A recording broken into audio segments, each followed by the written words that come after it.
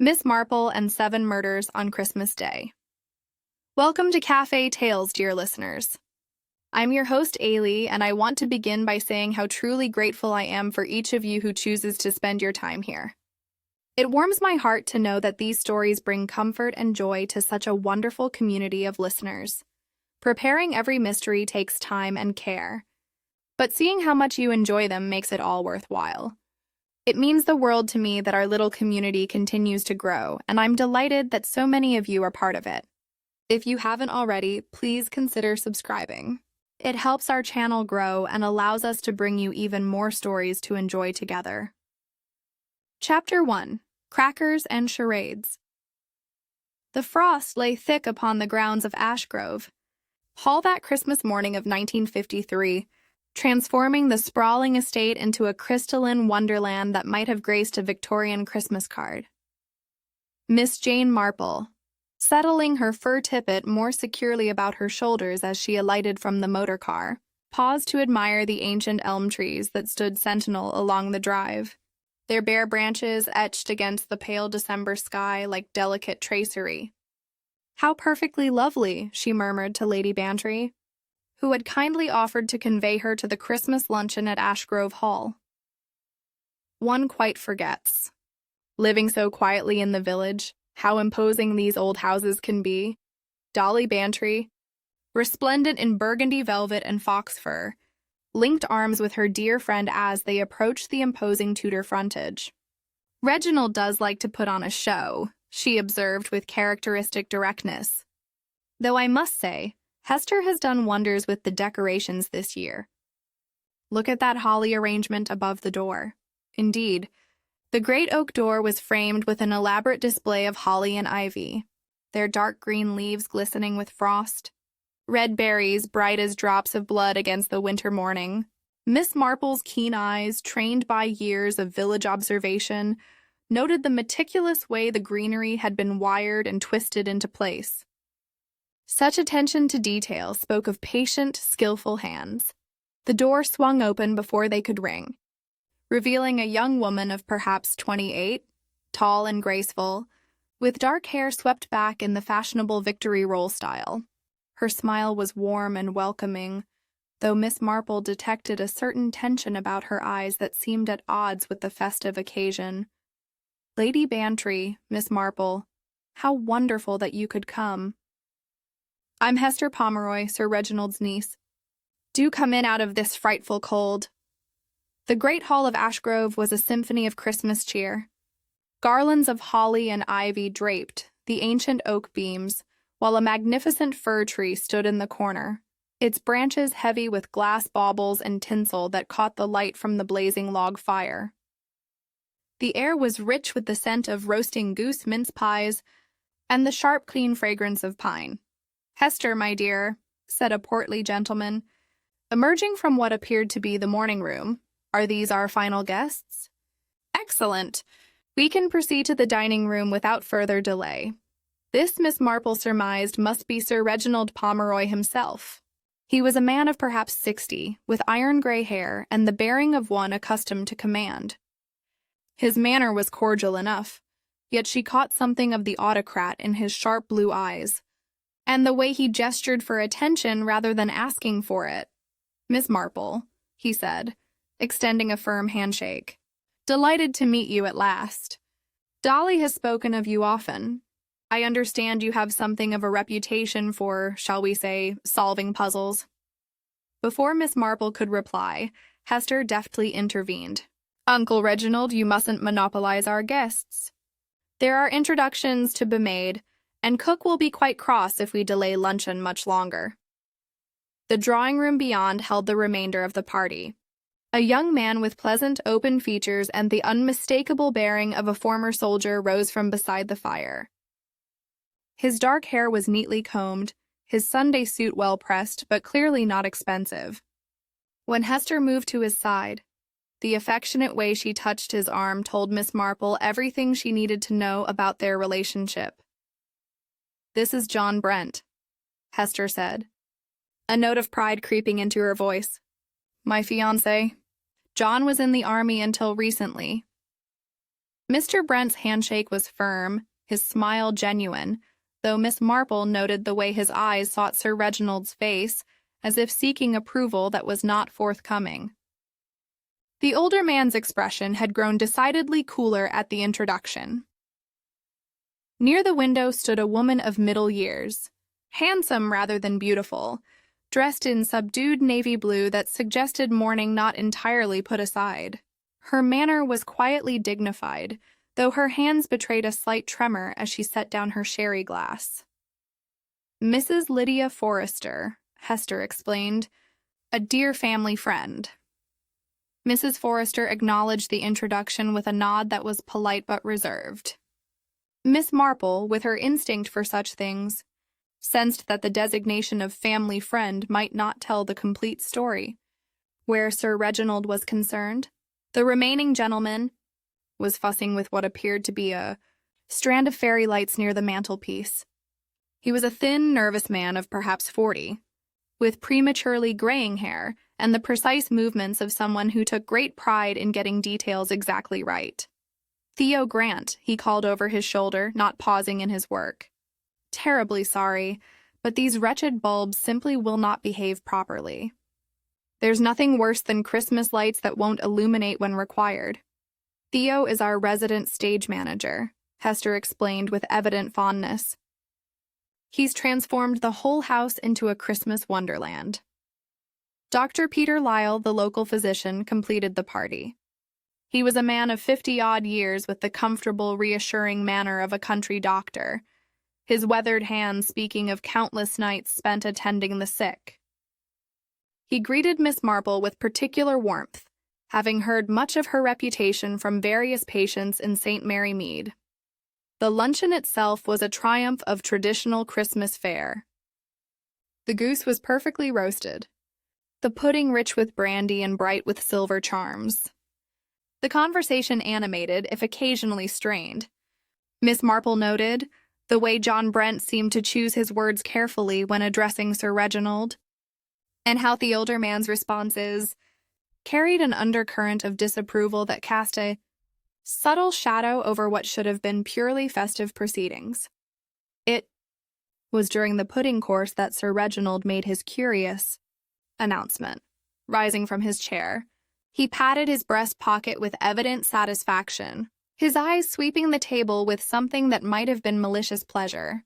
"My friends," he said, raising his glass of port, "I have in my possession certain correspondence that will be posted this evening after evensong, news that will prove beneficial to some, and I venture to say, quite improving to others who have need of such improvement." The silence that followed was profound. John Brent's face had gone very pale, while Hester's fingers tightened on her napkin until the knuckles showed white. Mrs. Forrester stared fixedly at her plate, and even jovial Dr. Lyle seemed momentarily at a loss for words. It was Hester who broke the uncomfortable moment. "How mysterious, Uncle! But surely we shouldn't trouble ourselves with serious matters on Christmas Day? I'd rather hoped we might have some games after luncheon. Something festive and amusing." "Games?" exclaimed Theo Grant, his face brightening considerably. "Capital idea! What did you have in mind?"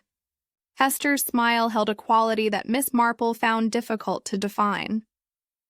"I was thinking," she said slowly, "of Murder in the Dark." Chapter 2. 6 Harmless Murders. The drawing room had been transformed into an arena of delicious anticipation.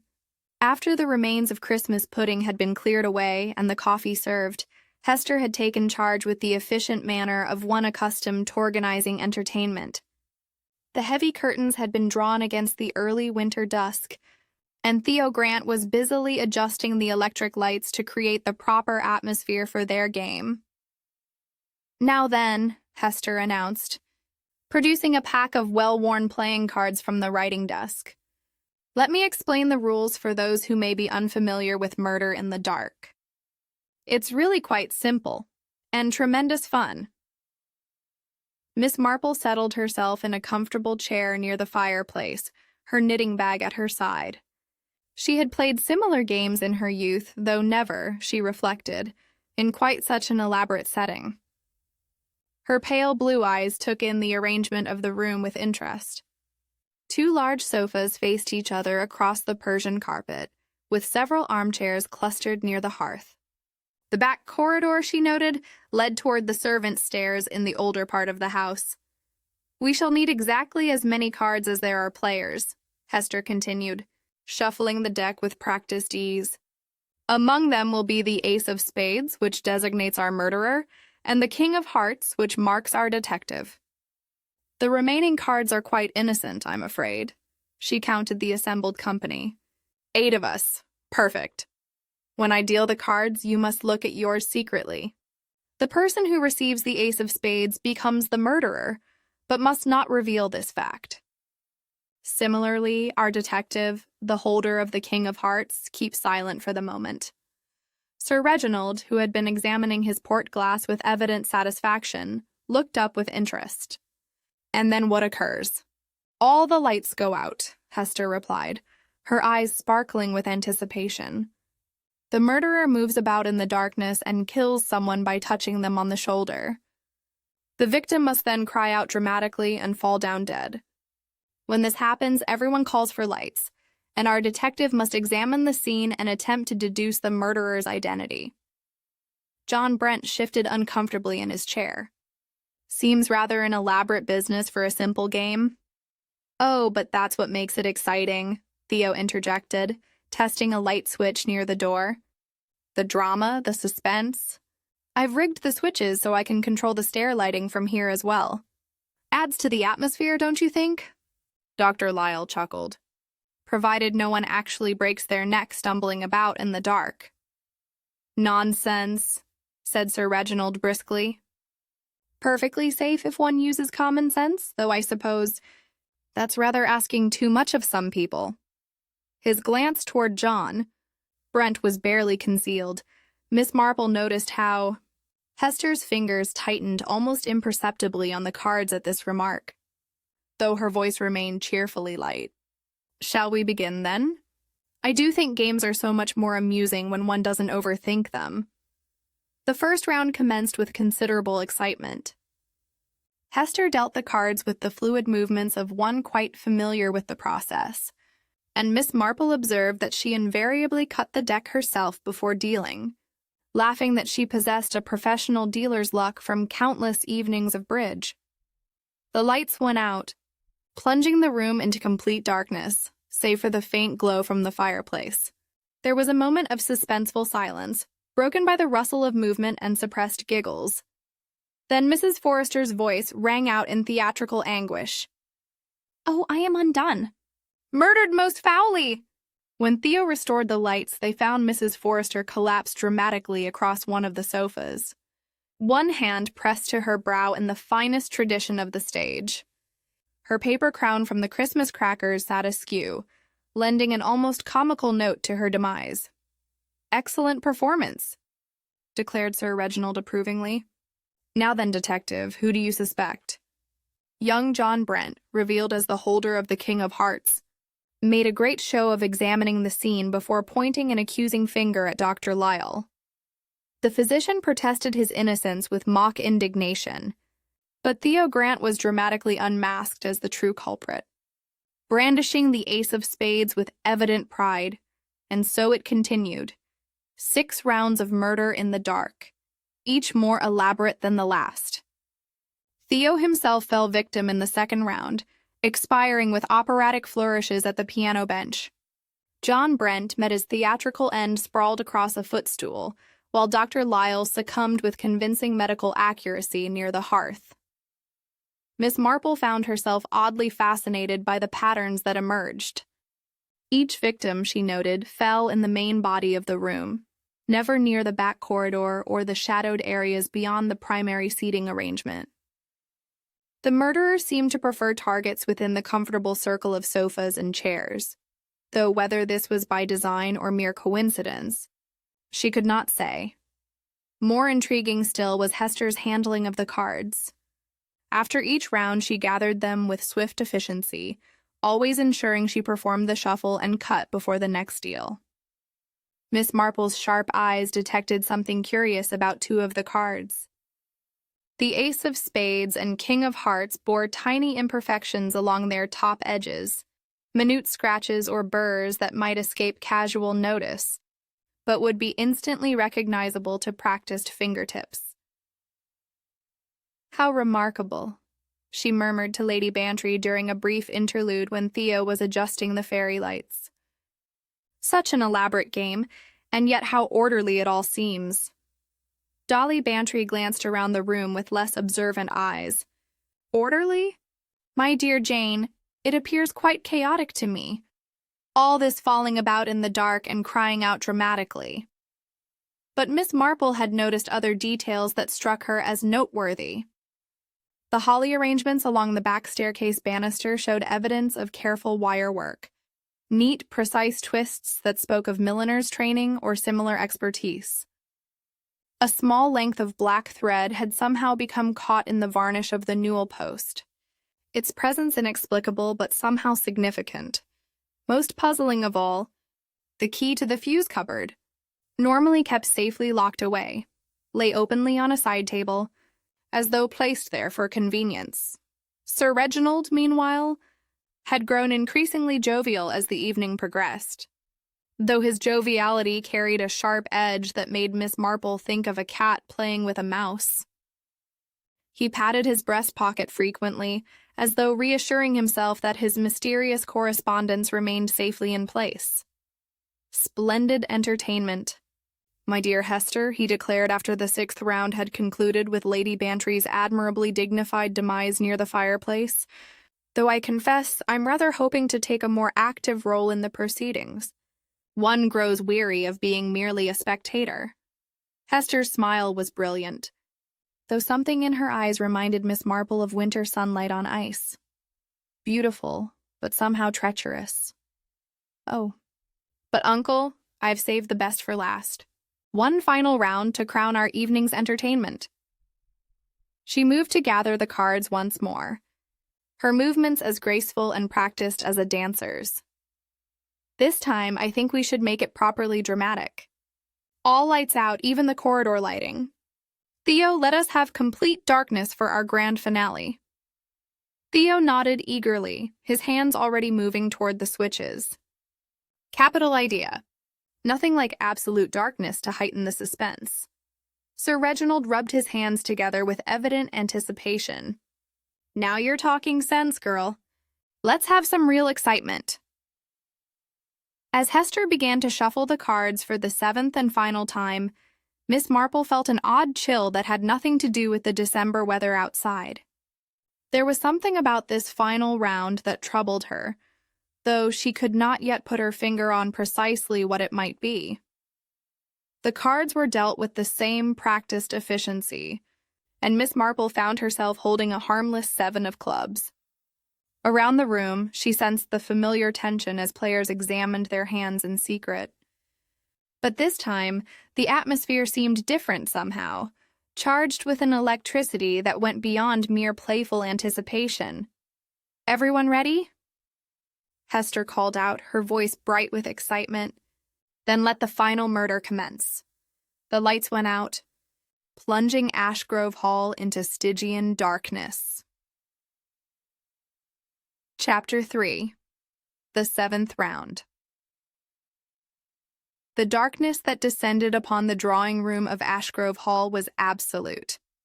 Miss Marple, accustomed as she was to the gentle twilight of her cottage in St. Mary Mead, had never experienced such complete absence of light. Even the cheerful glow from the fireplace seemed to have been swallowed by the encompassing blackness, as though the very air had become a thick, impenetrable curtain. She remained quite still in her chair, her knitting bag clutched firmly in her lap, listening to the subtle sounds that darkness seemed to amplify. The old house creaked and settled around them with the comfortable sigh of ancient timber. Somewhere in the room, she could hear the soft rustle of fabric as someone moved with careful deliberation. "This is rather thrilling," came Lady Bantry's voice from somewhere to her left, though the darkness made it impossible to judge distances accurately. Her words carried a note of nervous excitement that suggested she, like Miss Marple, was finding this final round rather more intense than the previous 6. A floorboard groaned softly near the window, followed by what might have been the whisper of silk against wood. Miss Marple strained her ears, trying to distinguish between the innocent movements of nervous players and something more purposeful. In her experience, darkness revealed as much as it concealed, if one knew how to listen properly. From the direction of the back corridor came a sound she could not immediately identify, a faint scraping as though something were being dragged across the floor. Then silence again, save for the barely perceptible sound of controlled breathing from multiple sources around the room. Getting rather exciting, isn't it? Sir Reginald's voice boomed out from what seemed to be the center of the room, though again the darkness played tricks with perception. There was something in his tone that suggested he was thoroughly enjoying himself. Perhaps more than was entirely appropriate for what was, after all, merely a parlor game. Miss Marple heard footsteps moving with purpose, confident strides that suggested their owner was quite familiar with the layout of the house. These were followed by lighter, more cautious steps, as though someone else were attempting to navigate the obstacles of furniture and carpeting without benefit of sight. "Do be careful, everyone." Hester's voice drifted from somewhere near the card table. "We shouldn't want any actual accidents in our pursuit of fictional murder."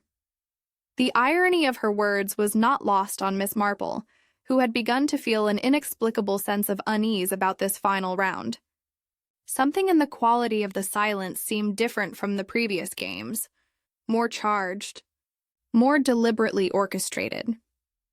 She found herself thinking of the small details she had observed throughout the evening, the precisely wired holly, the misplaced fuse key, those curious scratches on the playing cards. A sudden burst of laughter from the vicinity of the piano made her start slightly. "Steady on," came John Brent's voice, though whether he was addressing himself or someone else was unclear.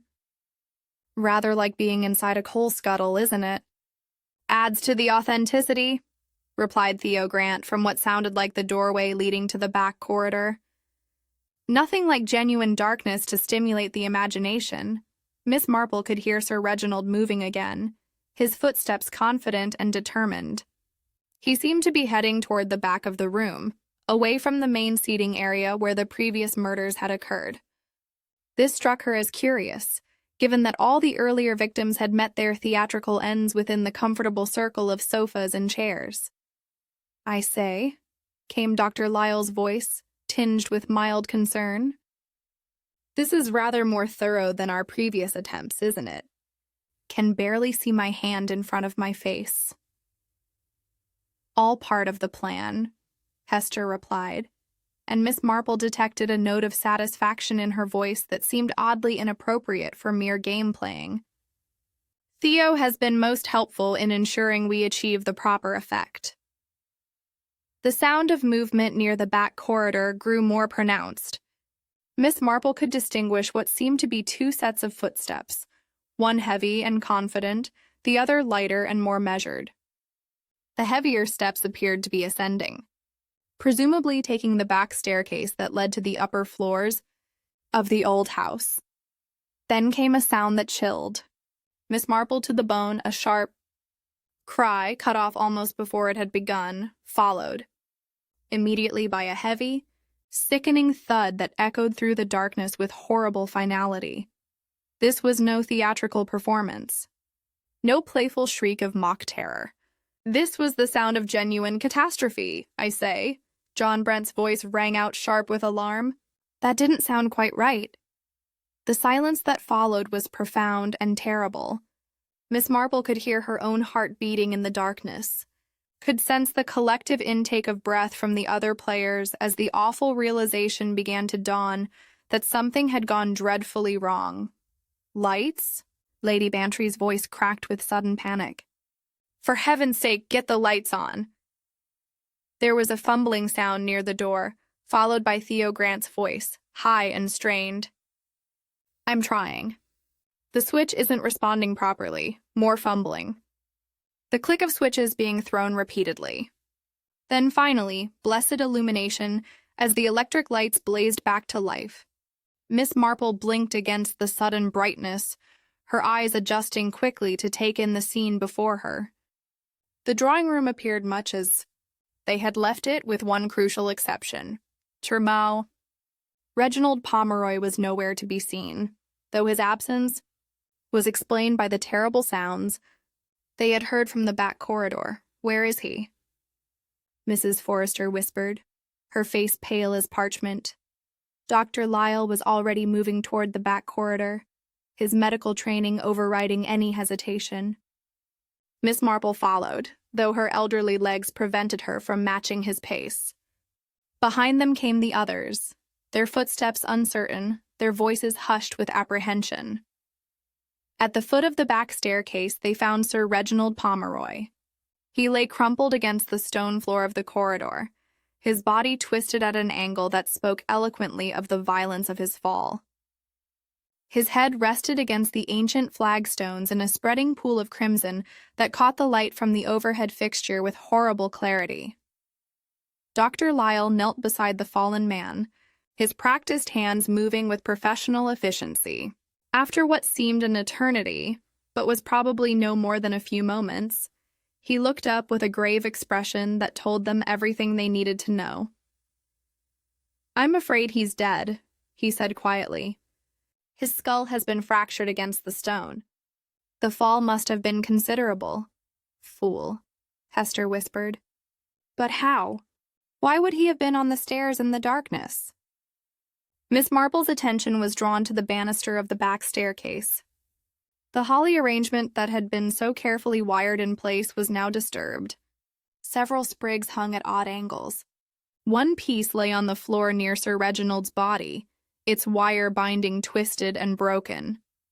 "We must telephone for the police immediately," Dr. Lyle said, rising to his feet with evident difficulty. His face had gone quite gray with shock. "This is a matter for Inspector Slack." As if summoned by the mention of authority, the sound of a motor car could be heard approaching the house. Within minutes, Inspector Slack himself was striding through the front door, his expression grim and businesslike. Miss Marple was not entirely surprised to see him. Christmas Day or not, tragic accidents had a way of requiring official attention.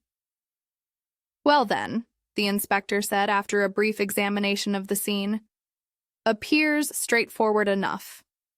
Gentleman was playing some fool game in the dark, misjudged the stairs, took a tumble. Bound to happen, carrying on like that at his age. But Miss Marple, studying the disturbed holly and remembering the careful precision with which it had been arranged, was not so certain that this was merely a tragic accident. Inspector," she said quietly, "might I suggest a rather more thorough examination of the circumstances?" Inspector Slack looked at her with the weary expression of a man who had encountered Miss Marple's suggestions before. "What exactly are you thinking, Miss Marple?" She gazed up at the banister, at the empty twist of wire where Holly had been so carefully secured. "I'm thinking, Inspector, that games can be very dangerous indeed, when someone brings real intentions to them." Chapter 4. Black. Thread on the Newel. The drawing room had taken on the hushed quality that always seemed to settle over houses where death had made an unwelcome visit.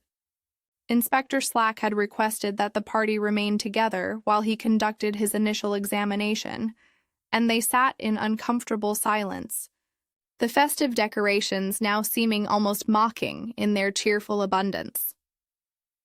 Miss Marple occupied herself with her knitting, the steady click of her needles providing a soothing counterpoint to the subdued conversations taking place around her. Her pale blue eyes, however, were far from idle. She observed the way Hester Pomeroy sat rigidly upright in her chair, her hands clasped so tightly in her lap that the knuckles showed white against her dark dress.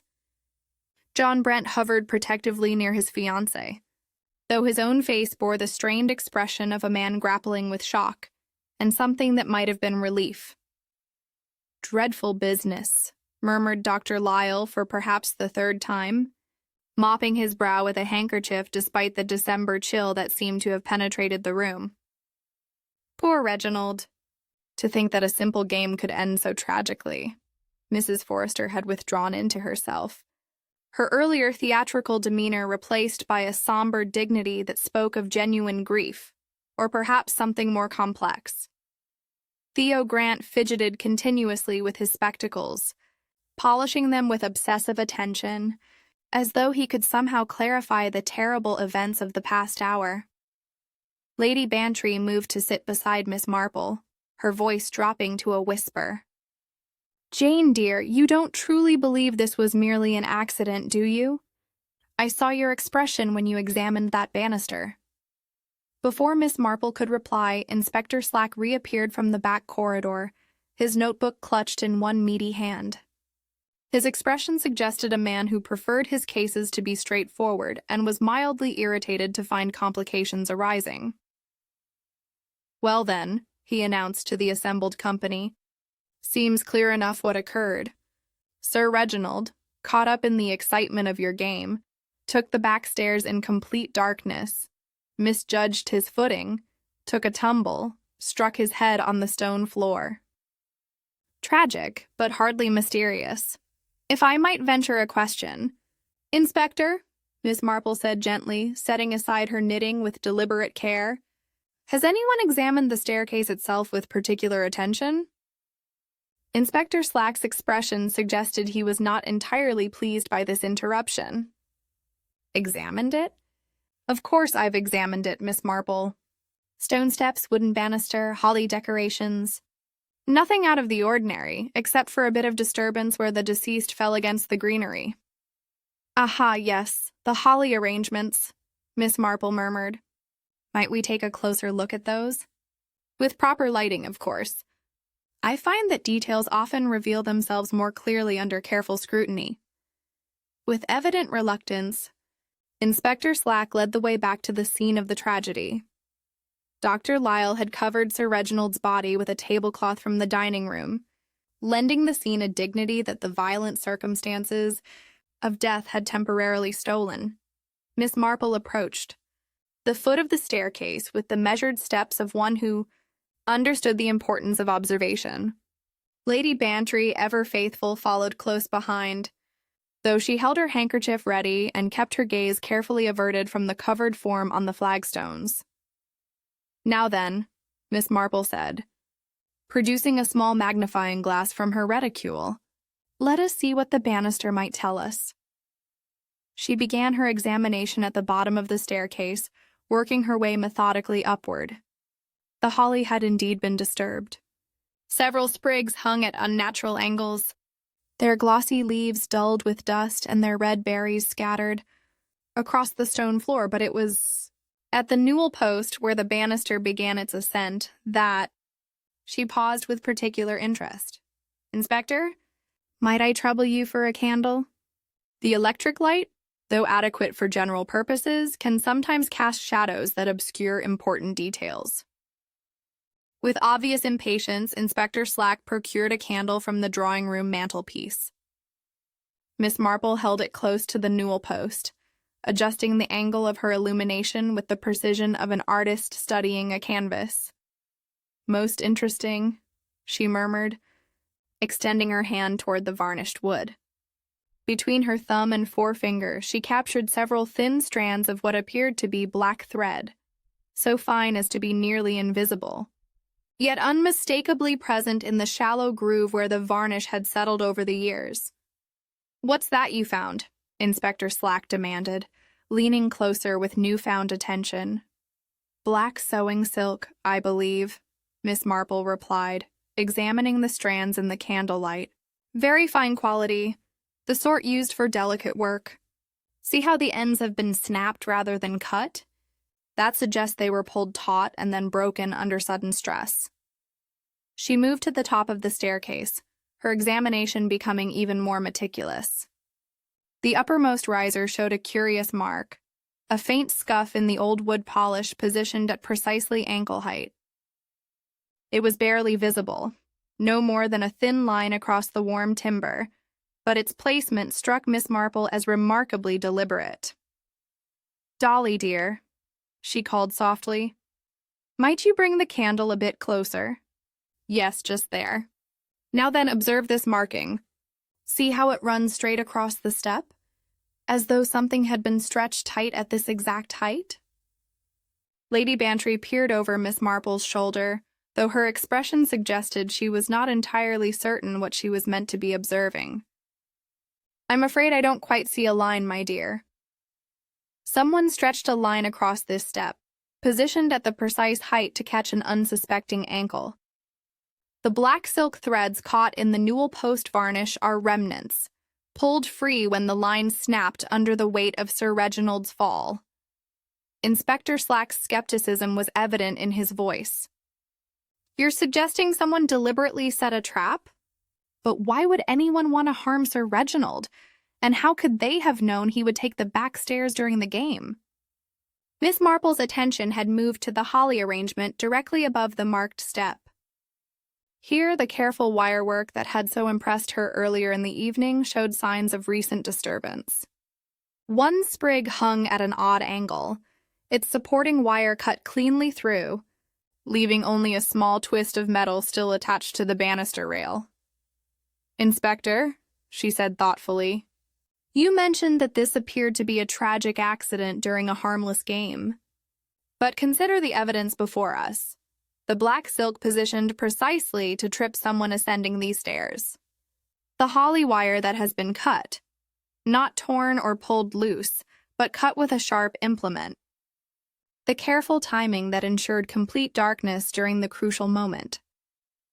"Are you saying," Lady Bantry whispered, her voice hardly above a breath, "that someone deliberately murdered Sir Reginald during the game?" Before Miss Marple could respond, footsteps echoed from the direction of the drawing room. Hester Pomeroy appeared in the corridor doorway, her face pale but composed. "Inspector, might I ask how much longer we shall be required to remain? The shock of Uncle Reginald's death has been quite overwhelming, and I fear several of our guests are feeling rather unwell." Miss Marple observed the young woman with renewed interest. Hester's composure was admirable under the circumstances, yet there was something in the way she avoided looking directly at the staircase that suggested a reluctance to confront the scene of the tragedy. "Just a few more minutes, miss," Inspector Slack replied. "Miss Marple seems to think there might be more to this business than meets the eye."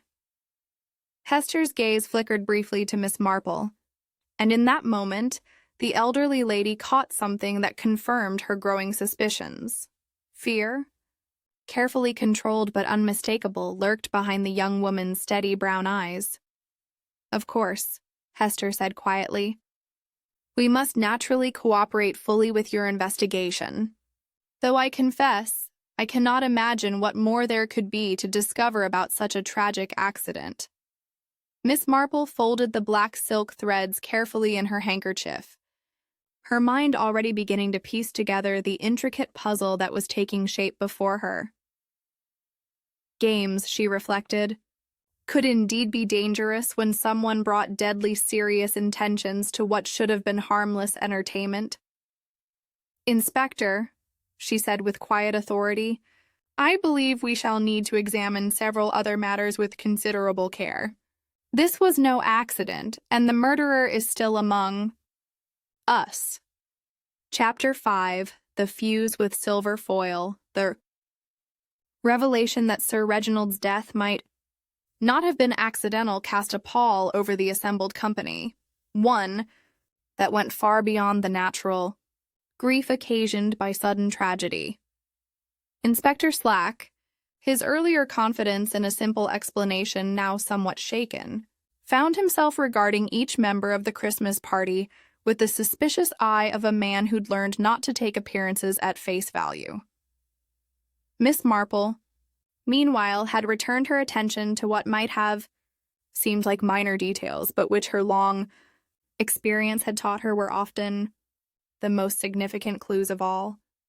The matter of the lighting during that final fatal round of murder in the dark particularly occupied her thoughts, Mr. Grant," she said gently, approaching Theo where he sat hunched in a corner chair, still polishing his spectacles with nervous energy. "You mentioned earlier that you had arranged to control not only the drawing room lights, but also the stair lighting from your position near the door. Might I ask you to explain exactly how this was accomplished?" Theo looked up with the startled expression of a rabbit caught in a motorcar's headlights. "Oh, well, it's really quite simple. The main switch controls the drawing room fixtures, and I had the electrician install a secondary switch that governs the back corridor and staircase. I thought it would add to the dramatic effect, you understand?" "Most ingenious," Miss Marple observed. "And during the 7th round, you activated both switches?" "Certainly, complete darkness, just as Miss Pomeroy requested. Though I must say it seemed rather more thorough than our previous attempts. Usually there's some residual glow from the fire or the corridor, but this time everything went absolutely black." Inspector Slack frowned. "Are you saying the lights should have come back on when you threw the switches again?" "Well, yes. That's just the peculiar thing," Theo replied, his nervousness increasing. "When we heard that dreadful cry and I tried to restore the lights, the drawing room illumination returned immediately, but the stair lighting remained dark. I had to try the switch several times before it finally responded." Miss Marple exchanged a meaningful glance with Lady Bantry. "Most curious indeed. Inspector, might we examine the electrical arrangements? I have a feeling they may prove quite illuminating, if you'll pardon the expression." The fuse cupboard was located in a small alcove near the servants' entrance, its wooden door bearing the brass nameplate that proclaimed it the domain of electrical services.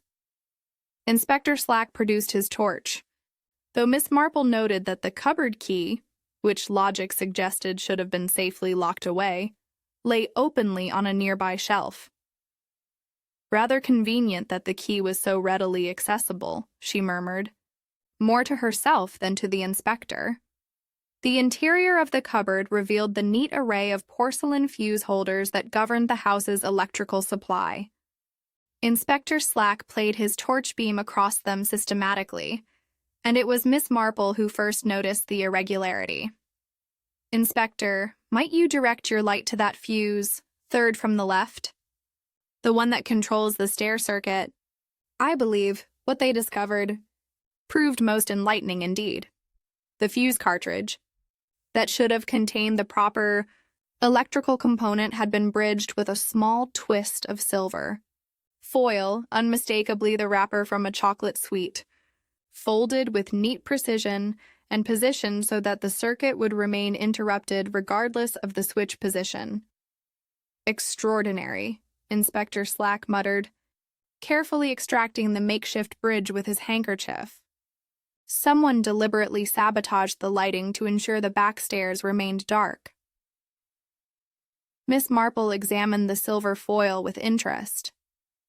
It bore the distinctive embossed pattern of expensive confectionery, the sort that might be found in a box of Christmas chocolates. More significantly, one edge showed a faint smudge of what appeared to be chocolate, suggesting it had been removed from an actual sweet rather than prepared in advance. "Inspector, you may recall that chocolates were passed round just before the final game commenced. Most thoughtful hospitality, though it now appears to have served a dual purpose." They returned to the drawing room to find the party in a state of barely controlled anxiety.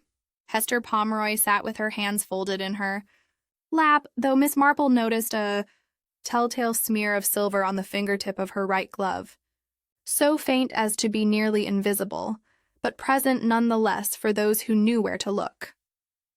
"Miss Pomeroy," Inspector Slack said with newfound authority, "might I ask about the chocolates that were distributed before the final round of your game?" Hester's composure remained admirable, though a careful observer might have detected the slightest tightening around her eyes. "Chocolates, Inspector? Oh, yes. I had some left over from our Christmas crackers. I thought it would be pleasant to share them before our last game. And where are the remainder of these chocolates now?" I believe the boxes are on the side table, near the fuse cupboard key. The words were spoken with casual indifference. Yet Miss Marple caught the slight emphasis on the word key, a suggestion that Hester was quite aware of its significance. Dr. Lyle, who had been unusually quiet since the discovery of the body, cleared his throat nervously. I say, Inspector, surely you're not suggesting that someone planned this tragedy in advance? The very idea seems preposterous. Does it, Dr. Lyle? Miss Marple asked mildly. Consider the evidence we have gathered. The trip line positioned precisely where it would cause maximum harm. The electrical circuit deliberately sabotaged to ensure prolonged darkness. The careful timing that guaranteed Sir Reginald would be ascending those stairs at the crucial moment. John Brent had grown increasingly pale during this recitation. But how could anyone have known that Sir Reginald would take the back stairs during the game? The previous rounds had all taken place in the drawing room proper. It was an excellent question, and Miss Marple regarded the young man with approval. A very astute observation, Mr. Brent. Indeed, how could the murderer have been certain of directing Sir Reginald to that particular location? Unless, of course, they had some means of ensuring he would be drawn there. She moved to the card table, where the playing cards still lay scattered from their interrupted game. Under the direct light of the table lamp, she began to examine each card with the methodical attention of a scholar studying ancient manuscripts. Most interesting, she murmured after several minutes of careful scrutiny. Inspector, might you observe these two cards in particular? The Ace of Spades and the King of Hearts. Under the magnifying glass, both cards revealed tiny scratches along their top edges, so minute as to escape casual notice, yet perfectly positioned to be detected by sensitive fingertips during the dealing process. Someone has marked these cards, Inspector Slack observed with growing excitement. They could be placed exactly where the dealer intended. Precisely, Miss Marple agreed. And if we consider the pattern of the seventh round, we find that Mr. Brent drew the King of Hearts, making him the detective, while Sir Reginald, as was his habit when not selected for a special role, naturally assumed he might be the murderer, and took his preferred route toward the back of the house. The implications were becoming clear to everyone present. Someone had orchestrated not merely a game, but a carefully planned execution, using the innocent entertainment as cover for premeditated murder. The question that remains, Miss Marple said quietly, is who possessed both the opportunity and the knowledge necessary to arrange such an elaborate deception. Her gaze moved thoughtfully around the room, taking in each face with a penetrating attention that had solved so many mysteries in her long career. The murderer was here among them. She was certain of that. The challenge now lay in proving which of these seemingly innocent Christmas guests had planned and executed such a coldly calculated crime. Chapter 6. The Ace with a Scratch. The atmosphere in the drawing room had grown considerably more strained as the full implications of Miss Marple's discoveries became apparent to the assembled company. What had begun as a tragic accident was now revealed as something far more sinister, a carefully orchestrated murder disguised as harmless entertainment. Inspector Slack had assumed the commanding presence that came naturally to him when confronted with criminal activity. His notebook was filled with observations, and his sharp eyes moved from face to face with the calculating gaze of a man assembling the pieces of a complex puzzle. "Now then," he announced with official gravity, "it's clear we're dealing with premeditated murder. Someone in this room planned and executed Sir Reginald's death with considerable forethought. The question is, who?" Miss Marple had settled herself in the billiard room, which had joined the main drawing room and afforded both privacy for her investigations and a convenient vantage point from which to observe the suspects. The playing cards lay, spread before her on the green baize surface of the billiard table. illuminated by the steady glow of an electric lamp that cast no deceptive shadows. Lady Bantry joined her, settling into a nearby chair with evident relief to be away from the increasingly oppressive atmosphere of the drawing room. Jane, dear, this is all becoming rather frightful. To think that one of our fellow guests could have planned such a thing. Indeed, Dolly. Yet when one examines the evidence systematically, certain patterns emerge that tell a most revealing story. Miss Marple adjusted her spectacles and returned her attention to the cards. Under the magnifying glass, the tiny scratches on the Ace of Spades and King of Hearts were unmistakable, deliberate marks made by someone who understood that experienced fingers could detect such minute alterations during the dealing process. Consider the mechanics of the crime, she continued, her voice taking on the measured tone she employed when working through a particularly complex problem. A murderer needed to ensure that Sir Reginald would be in a specific location at a precise moment. This required not only opportunity, but also considerable knowledge of his habits and preferences. Through the doorway, they could observe the remaining members of the Christmas party. Hester Pomeroy sat with admirable composure, her hands folded neatly in her lap, though Miss Marple noted the way her eyes avoided the scattered playing cards on the drawing-room table. John Brent hovered near his fiancée with protective concern, while Dr. Lyall maintained the professional demeanor of a man accustomed to dealing with crisis situations. Mrs. Forrester had withdrawn to the window seat, her grief-stricken expression suggesting genuine sorrow at Sir Reginald's death. Theo Grant continued his nervous fidgeting, adjusting his spectacles and smoothing his hair with the restless energy of someone deeply unsettled by the evening's events. But surely, Lady Bantry whispered, anyone could have marked those cards? I mean, it wouldn't require any special skill, would it? Miss Marple smiled gently at her friend's practical approach to the problem. Ah, but consider the precision required, my dear. The marks had to be subtle enough to escape detection by 7 other players, yet distinctive enough for the dealer to identify by touch during the shuffling and cutting process. This suggests someone with considerable dexterity and experience in handling cards. She moved to the doorway, observing the drawing room with fresh eyes. The card table, where Hester had conducted each round of dealing, was positioned to provide clear sight lines to every corner of the room. More significantly, it offered an unobstructed view of the back corridor where Sir Reginald had met his death. The dealer's position was crucial to the success of the plan, Miss Marple continued. Not only did it allow for the controlled distribution of the marked cards, but it provided perfect observation of the players' movements during each round. Inspector Slack approached with evident impatience. Miss Marple, while your examination of the cards is thorough, we need to focus on identifying our murderer. The evidence is compelling, but we require proof of who actually committed this crime. Quite right, Inspector. Let us consider what we know about each person's actions during the crucial 7th round. Miss Marple returned to the billiard table and began arranging the cards in systematic order. Mr. Brent drew the King of Hearts, making him the detective. This required him to position himself away from the main action, traditionally near the front entrance to investigate once a murder occurred. John Brent nodded grimly from his position near Hester. That's correct. I moved toward the front hall as soon as the lights went out, exactly as I had in previous rounds when I was the detective.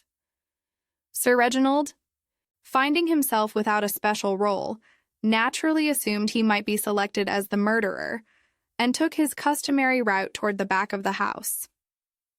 This was entirely predictable behavior based on the pattern established in earlier rounds. Dr. Lyall cleared his throat. I remained near the fireplace, as did most of us. The back area was quite empty, except for Sir Reginald. Precisely, Miss Marple agreed. Which brings us to the critical question. Who had both the opportunity to sabotage the electrical fuse and the knowledge of card manipulation necessary to orchestrate this elaborate scheme?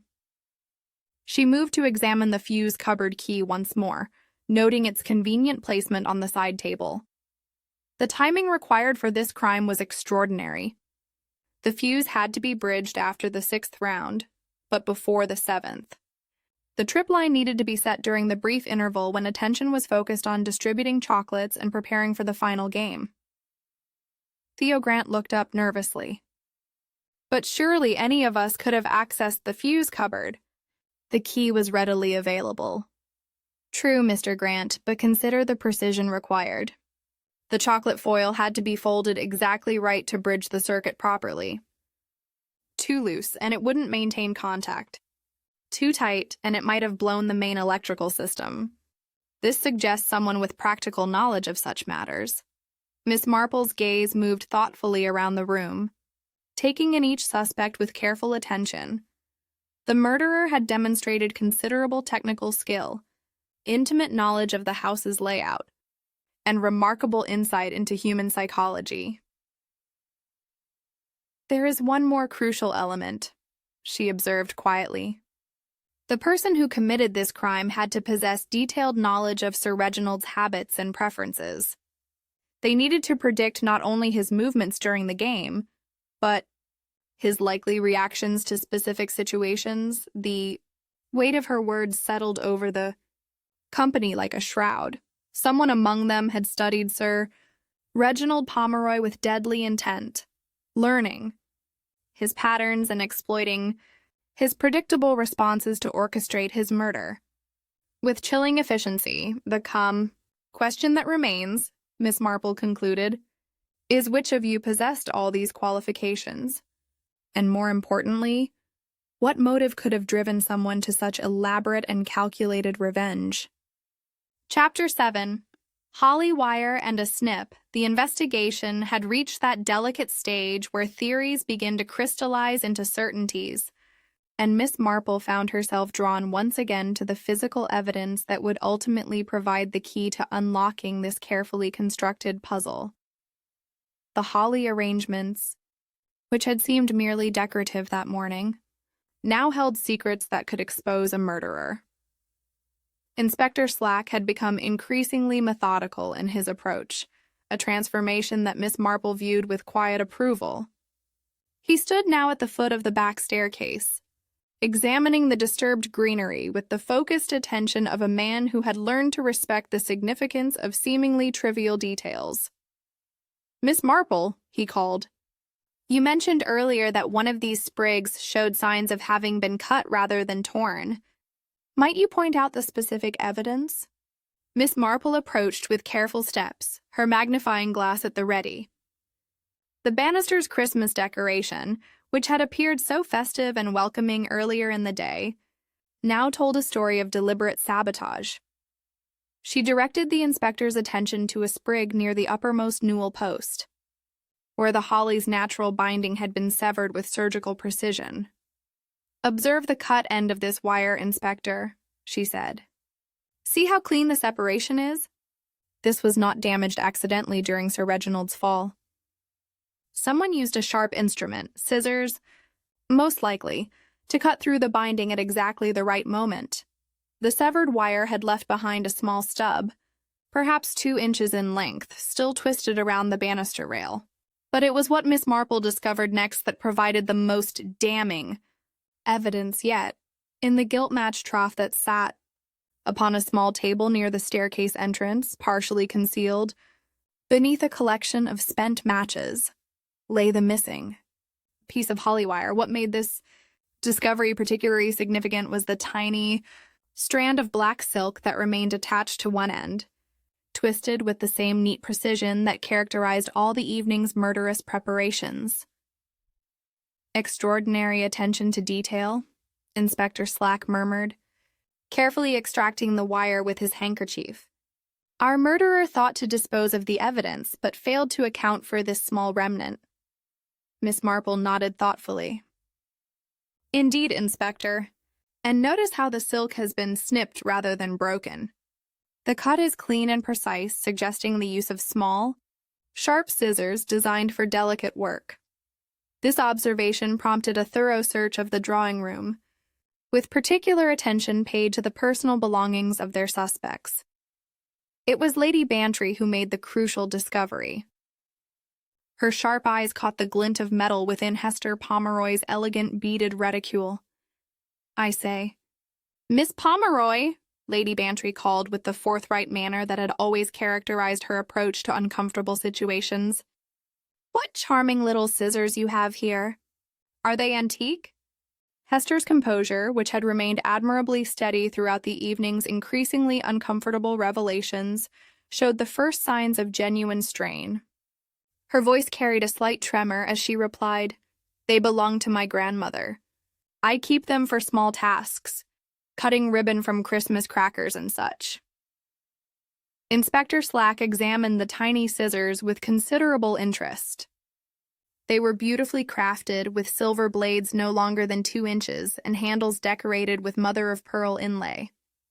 More significantly, a microscopic examination revealed traces of both black silk and copper wire caught between the blades, evidence that would be difficult to explain away as coincidental. "Miss Pomeroy," the inspector said with newfound gravity, "these scissors appear to have been used recently for cutting both silk thread and wire. Might you explain how such materials came to be on the blades?" The young woman's laugh had a brittle quality that suggested nerves stretched nearly to the breaking point. "How curious that you should ask. I did help with the holly arrangements this morning. Uncle Reginald was quite particular about having everything properly secured. As for silk thread, I did some mending earlier in the day. Surely there's nothing suspicious about either activity." Miss Marple had been watching this exchange with the keen attention of a naturalist observing specimens under a microscope. Hester's explanations were plausible individually. Yet taken together, they painted a picture of someone who had possessed both the tools and the opportunity to commit murder. The morning's decorating activities would indeed explain the wire traces, Miss Marple observed gently. However, the combination of black silk and holly wire found together with such precision suggests rather more recent usage than general household tasks would account for. Dr. Lyle, who had maintained an increasingly uncomfortable silence as the evidence mounted, finally spoke up. "I say, this is all becoming rather absurd. Surely we're not seriously suggesting that Miss Pomeroy murdered her own uncle over some trifling domestic disagreement." It was John Brent who provided the answer that had been lurking beneath the surface of the evening's events. His face had grown progressively paler as the investigation proceeded, and now he seemed to have reached a decision that cost him considerable effort. "It wasn't a trifling disagreement," he said quietly, his voice barely above a whisper. "Sir Reginald had made his intentions quite clear regarding our engagement. He intended to prevent our marriage by any means necessary." Hester turned toward her fiancé with an expression of alarm. "John, please, there's no need to—" "Yes, there is," he interrupted with sudden firmness. "Inspector, you should know that Sir Reginald had threatened to revive certain military matters from my past, incidents that could have destroyed any hope I had of civilian employment. He had considerable influence with government officials." Miss Marple absorbed this revelation with the satisfaction of someone whose theories were being confirmed by facts. The letter in Sir Reginald's pocket, I presume, the correspondence he mentioned posting after evensong? Inspector Slack nodded grimly. "We found it during our examination of the body. 2 documents, actually, one withdrawing consent for the engagement, and another intended for the Home Office regarding Mr. Brent's military service." The motive had finally emerged from the shadows where it had lurked all evening. Sir Reginald Pomeroy, in his determination to control his niece's future and maintain his position of authority, had signed his own death warrant through the very cruelty that had driven someone to murderous desperation. Yet, even with motive established and physical evidence mounting, Miss Marple recognized that one crucial element remained unresolved. The crime had required not merely opportunity and means, but also the specific skills and knowledge that would enable someone to execute such an elaborate plan successfully. The holly arrangements this morning, she mused aloud. Were they entirely Miss Pomeroy's work, or did others assist with the decorating? Theo Grant looked up nervously. Oh, I helped a bit with the higher reaches, but Miss Pomeroy did most of the detailed work herself. Quite artistic, really. She has a wonderful touch with such things. Indeed, Miss Marple murmured. The sort of skill one might expect from someone with millinery training, perhaps. The precision of the wirework suggested professional expertise. For the first time all evening, Hester Pomeroy's carefully maintained facade cracked completely. Her face went white as parchment, and her hands began to tremble visibly. I don't know what you're suggesting, she whispered. I never worked as a milliner, but Miss Marple had seen that particular quality of wirework before in the shop windows of Bond Street and the careful constructions of women who earn their living creating beautiful things with patient, skillful hands. Chapter 8. Boot dust on the wrong step.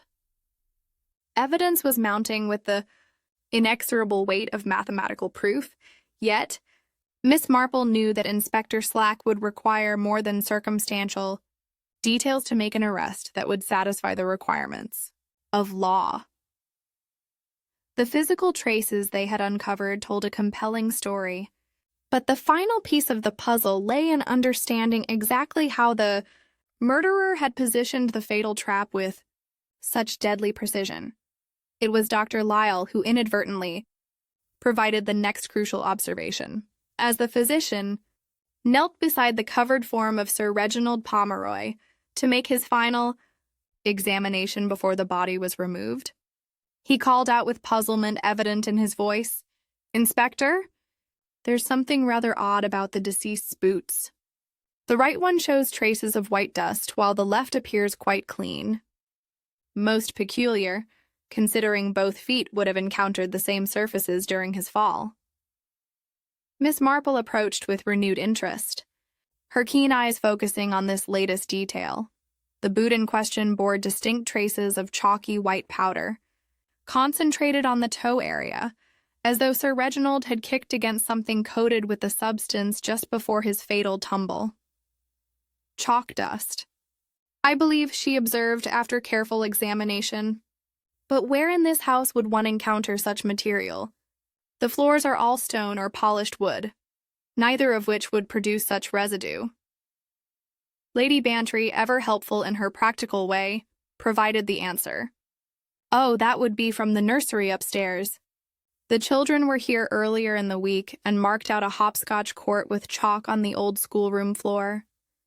Frightful mess, but they did so enjoy themselves. Inspector Slack frowned deeply.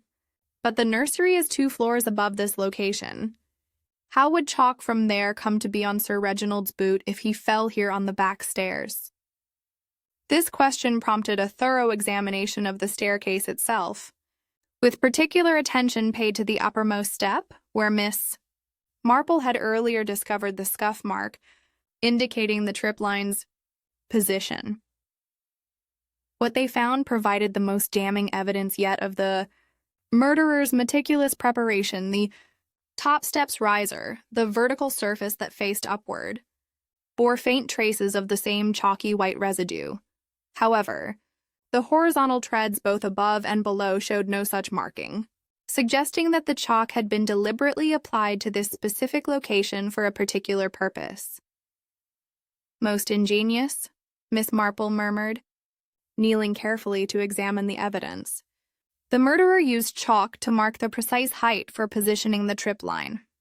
By dusting the riser at ankle level, they could ensure the silk thread would be stretched at exactly the right elevation to catch an unsuspecting foot.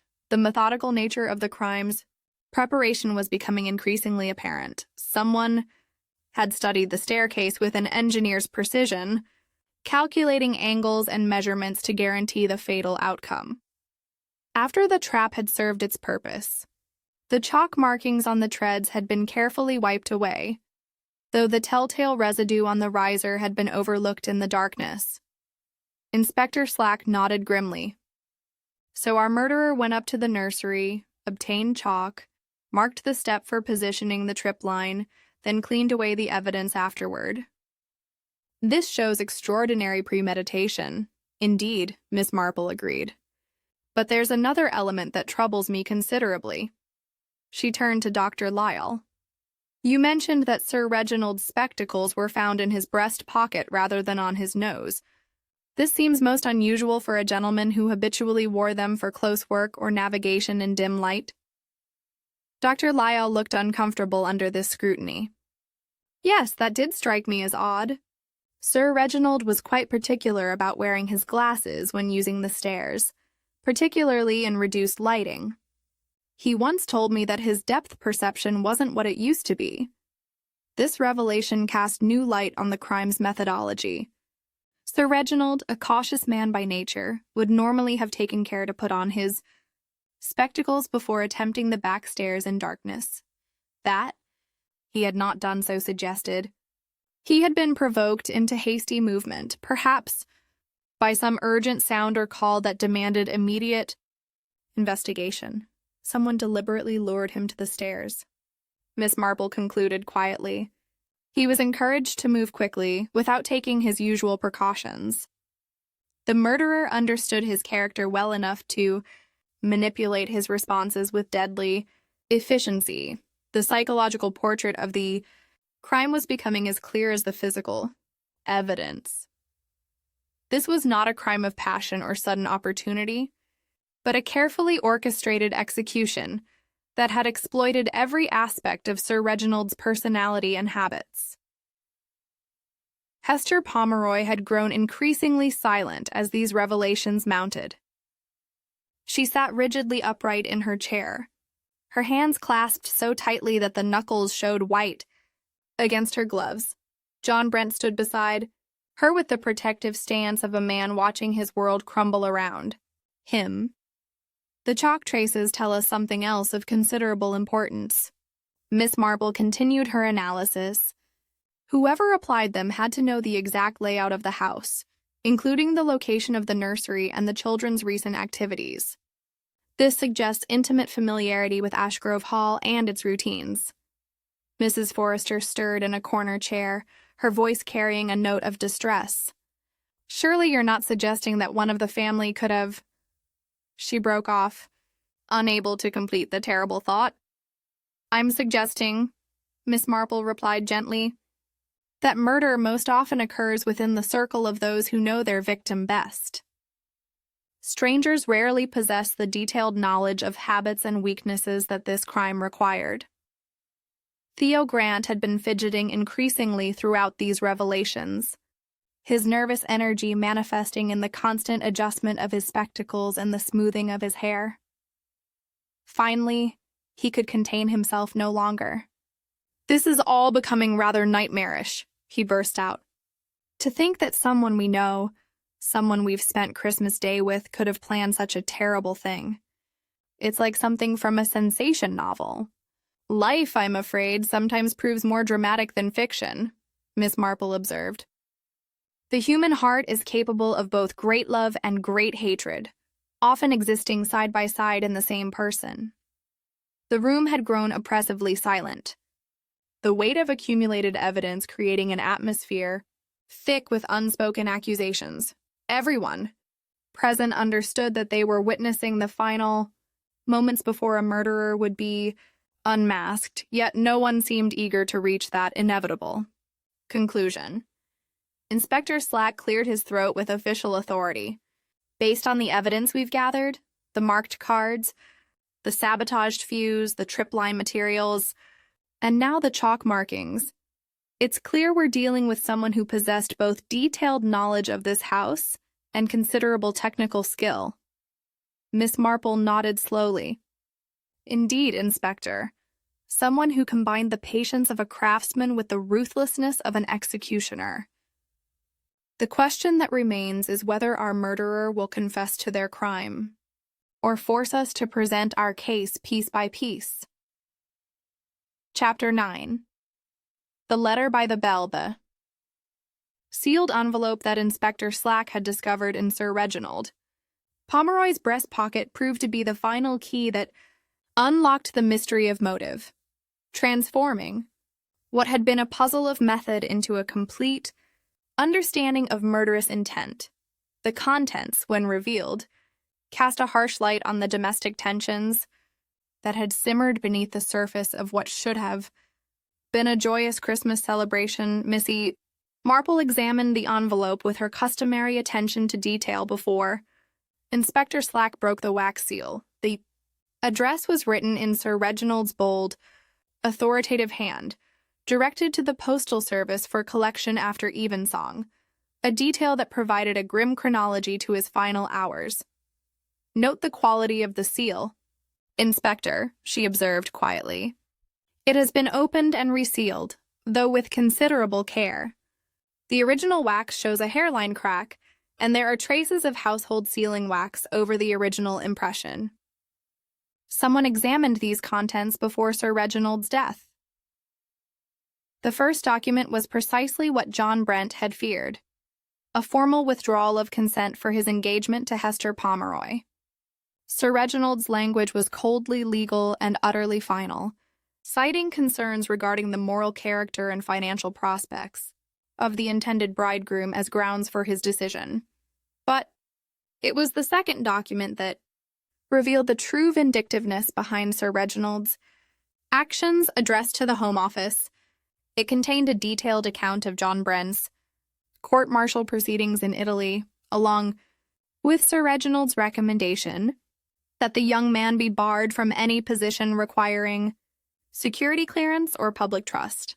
"Devastating," Dr. Lyle murmured after reading the documents over Inspector Slack's shoulder.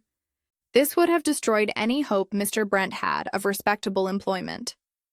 Sir Reginald wielded considerable influence in government circles.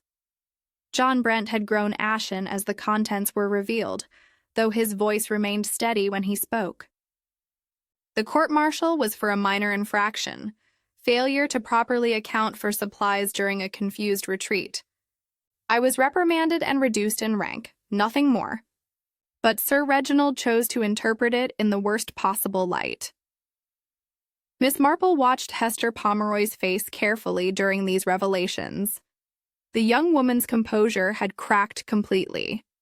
Tears flowed freely down her cheeks as the full extent of her uncle's cruelty became apparent to everyone present.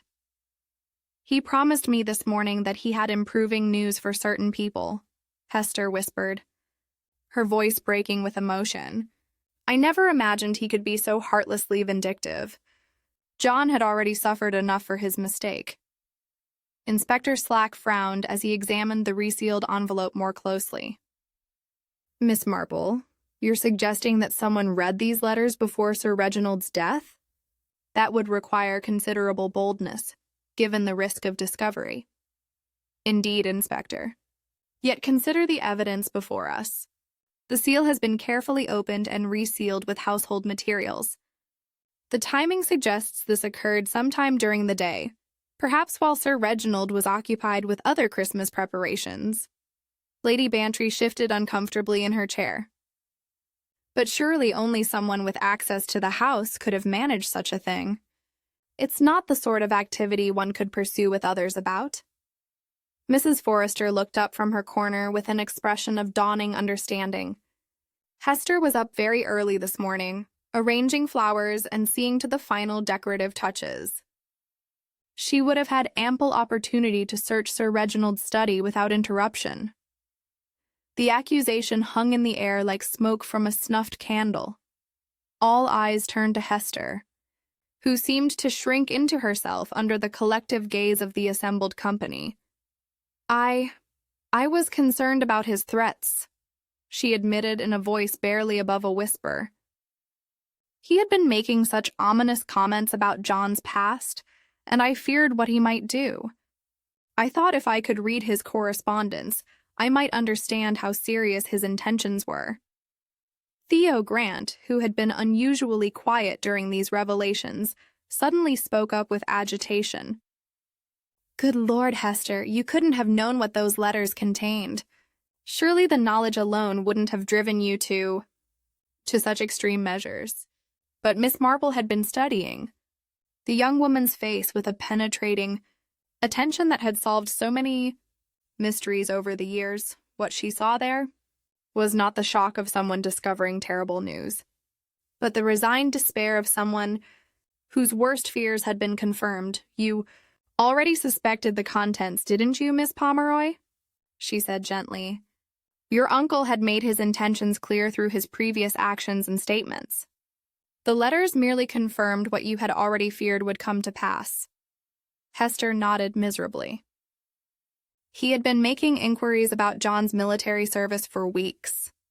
He questioned Dr. Lyle about character references, asked Mrs. Forrester about her opinions on suitable marriages for young women.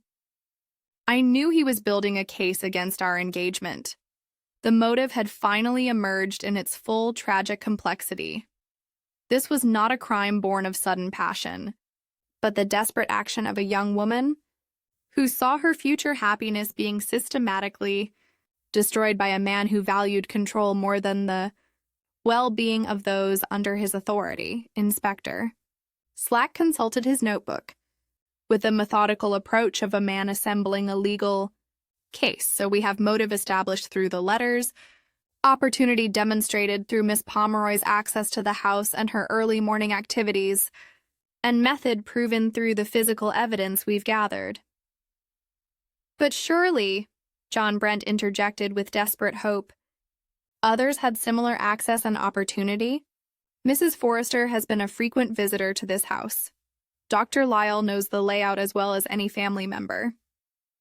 Even Mr. Grant has been here often enough to be familiar with the electrical arrangements. Miss Marple nodded thoughtfully. A valid observation, Mr. Brent. Let us consider each possibility systematically. She turned to Mrs. Forrester. You mentioned earlier that you had your own grievances against Sir Reginald. Might you elaborate on the nature of your dispute? Mrs. Forrester straightened with dignity, though her voice carried undertones of old pain. Sir Reginald used his influence to quash my son's appeal against a military conviction. My boy died in prison because of that decision. But I was at church throughout the evening service, as half the village can attest. Dr. Lyle, Miss Marple continued, you possess the medical knowledge that might have informed the precise positioning of the trip line, and you certainly understand Sir Reginald's physical limitations well enough to exploit them. Dr. Lyle shook his head firmly. I remained in the drawing room throughout the game, as did most of the company. Besides, I lacked the technical skills that this crime required. My hands are trained for medicine, not the delicate wire work we've discovered. And Mr. Grant, your electrical expertise would certainly have been valuable in sabotaging the fuse, and your theatrical background might have provided insight into orchestrating the timing. Theo Grant looked genuinely horrified by the suggestion. Miss Marple, I assure you my knowledge extends only to simple lighting arrangements. The precision we've seen tonight is far beyond my capabilities. Moreover, my stage work has always been concerned with effects, not deception. Miss Marple surveyed the assembled company with the satisfaction of someone whose theoretical framework was being confirmed by systematic elimination. Each suspect possessed certain qualifications for the crime, yet only one had combined all the necessary elements. Detailed knowledge of the victim's habits, technical skill with cards and wirework access to the house's electrical systems, and, most crucially, the desperate motive that could drive someone to such elaborate and calculated revenge. Inspector, she said quietly, I believe we have sufficient evidence to proceed with an arrest. Chapter 10. Evensong 7. That were one the fire had burned low in the great hall of Ashgrove Hall's drawing room. Its dying embers cast flickering shadows that seemed to dance with the ghosts of the evening's terrible revelations. Miss Marple sat in her accustomed chair, her knitting needles moving with their familiar rhythm as she prepared to weave together the final threads of a mystery that had transformed Christmas Day into something far darker than anyone could have imagined. Inspector. Slack had taken his position with official gravity, his notebook at the ready to record what would undoubtedly prove to be a confession. The assembled company waited in strained silence, each face bearing the particular expression of those who have witnessed the unmasking of evil, disguised as innocence. "The crime we have investigated this evening," Miss Marple began in her gentle, measured voice, "represents one of the most calculated and elaborate murders it has been my misfortune to encounter. What appeared to be a tragic accident during harmless Christmas entertainment was, in reality, a carefully orchestrated execution, disguised within the framework of a parlor game." She paused to adjust her spectacles, her pale blue eyes taking in each member of the company with the penetrating gaze that had seen through so many deceptions over the years. The beauty of the plan lay in its use of existing circumstances as camouflage. 6 harmless murders during our game established a pattern of scattered movement, theatrical cries, and confusion in the dark. The 7th round provided perfect cover for genuine homicide, as everyone had been conditioned to accept mysterious sounds and chaos as part of the entertainment.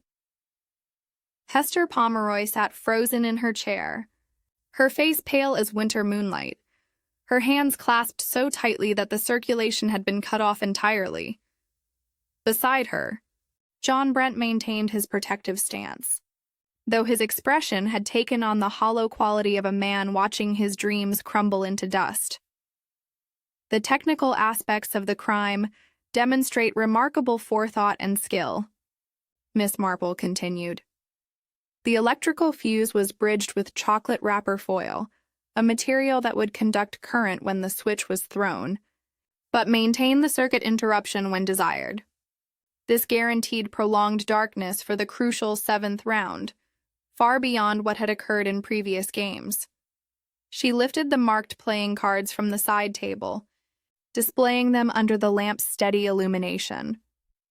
The Ace of Spades and King of Hearts were scratched with hairline precision, allowing the dealer to place them exactly where needed through false cutting and practiced manipulation.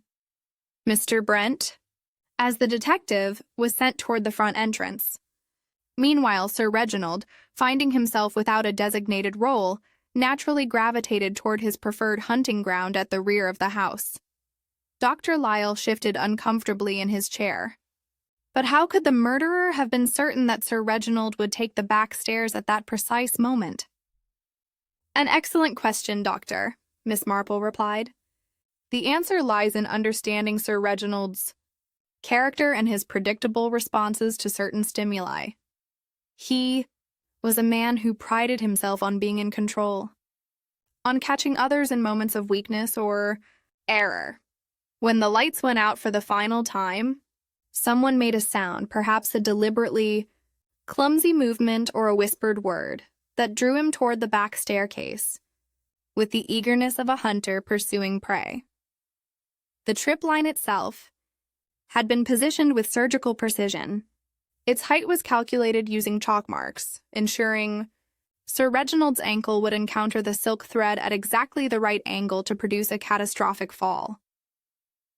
The black sewing silk, fine as a spider's web, but strong as steel cable, had been anchored between the newel post and a twist of holly wire, creating an invisible barrier that would snap under impact and then be quickly removed before the lights returned.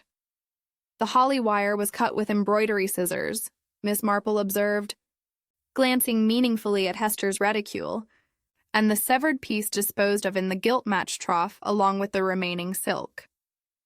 However, microscopic traces remained caught in the varnish of the newel post, and the characteristic twist of the wirework betrayed the hand of someone trained in millinery or similar precise craft work. Inspector Slack consulted his notes with professional thoroughness. "The physical evidence is overwhelming, but we must also consider the question of motive, Miss Pomeroy. The letters found in your uncle's pocket reveal the extent of his intentions regarding your future." Hester's voice, when she finally spoke, was barely audible above the settling sounds of the old house around them. He would have destroyed John completely. Not content merely to forbid our marriage, he intended to ensure that John could never find respectable employment anywhere. It was vindictive cruelty of the worst kind. "You read the letters this morning," Miss Marple stated gently. The resealed envelope bears evidence of household wax applied over the original seal. "You knew exactly what your uncle planned to do, and you resolved to prevent it by any means necessary." The young woman's composure finally cracked completely. Tears flowed freely down her cheeks as the weight of her actions settled upon her with crushing finality. "I never intended for him to die," she whispered. "I thought perhaps a fall might injure him enough to delay his plans, give us time to marry before he could interfere. I never realized how violent the impact would be against those stone floors." John Brent moved protectively closer to his fiancée, his face a mask of anguish. "Hester, why didn't you tell me what he was planning? We could have faced it together, found another way." "What other way was there?" she replied with desperate intensity. "You don't understand the extent of his influence, the connections he maintained throughout the government and military establishments. One word from Sir Reginald Pomeroy could have followed you for the rest of your life." Miss Marple observed this exchange with the compassionate understanding of someone who had witnessed many human tragedies over the years. Love can drive people to extraordinary lengths, both noble and terrible. In this case, a young woman's determination to protect her future led her to commit a crime that required remarkable technical skill and psychological insight. Inspector Slack rose from his chair, with the weary authority of duty. "Hester Pomeroy, I am placing you under arrest for the murder of Sir Reginald Pomeroy.